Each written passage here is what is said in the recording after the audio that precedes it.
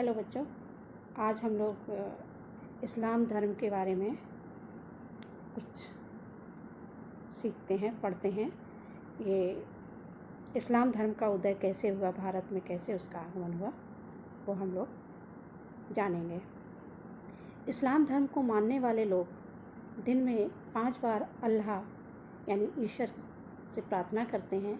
इसे नमाज पढ़ना कहा जाता है। आपने ध्यान दिया होगा कि मस्जिद में किसी देवी देवता की मूर्ति नहीं होती। एक बड़ा आंगन होता है जिसमें सभी लोग इकट्ठा होकर काबा यानी पश्चिम की ओर मुंह करके नमाज पढ़ते हैं। ये जो तुम्हारे वीडियो में दिख रही है, यही काबा मस्जिद है जो मक्का में स्थित है। ठीक है ना। पश्चिम की तरफ जिस ओर मुंह करके नमाज पढ़ी जाती है वो एक दीवार होती है।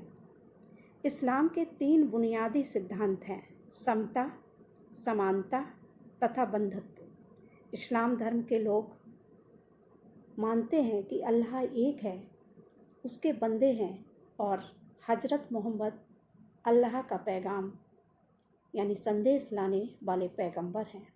हजरत मोहम्मद ने जब अल्लाह का पैगाम लोगों को बताना शुरू किया तब इस्लाम धर्म की शुरुआत हुई।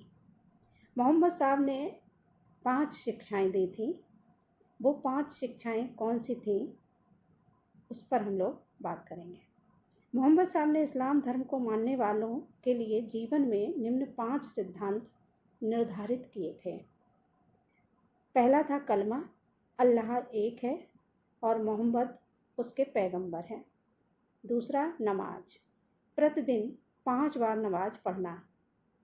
रमज़ान, तीसरा रमज़ान है, रमज़ान के पवित्र महीने में रोज़ा या व्रत रखना।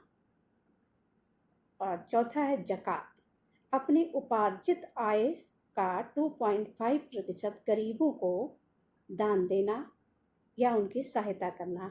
जो हम लोग कमाते हैं उसका 2.5% दान करना होता है। 5वां है हज, पूरे जीवन में एक बार मक्का की तीर्थ यात्रा करना चाहिए। इस्लाम धर्म की शुरुआत कैसे हुई, इस पर आइए। यह अरब देश की बात है।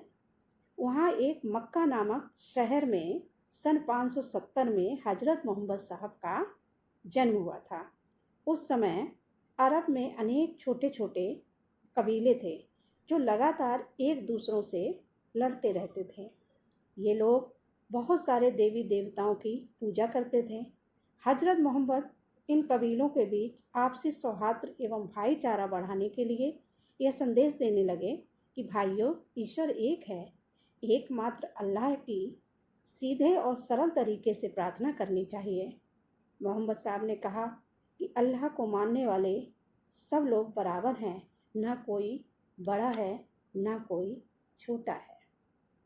तो बच्चों, इस्लाम धर्म को मानने वाले जो लोग हैं, जिनको हम लोग मुसलमान कहते हैं, तो इस धर्म में भी बहुत अच्छी सौहार्दपूर्ण बातें कही गई हैं जो उनके पैगंबर मोहम्मद साहब ने संदेश दिया है। तो आज हम लोग यहीं तक करते हैं। कल आगे इस पर चर्चा